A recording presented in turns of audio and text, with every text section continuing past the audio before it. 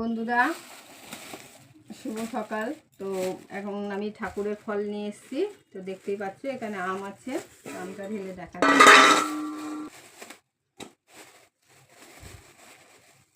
এখানে আম আছে,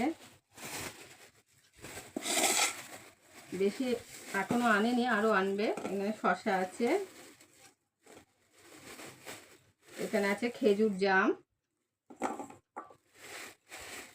এখানে আছে আমিত্তি আর মিষ্টি সন্দেশ আছে, আমিত্তি আছে।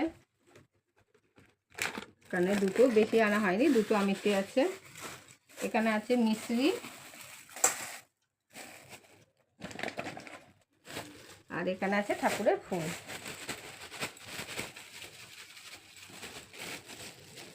কি নেবো ঠাকুর, দেখো না, এইটুকানি একটা রজনীগন্ধা আজকে 50 টাকা নিয়েছে।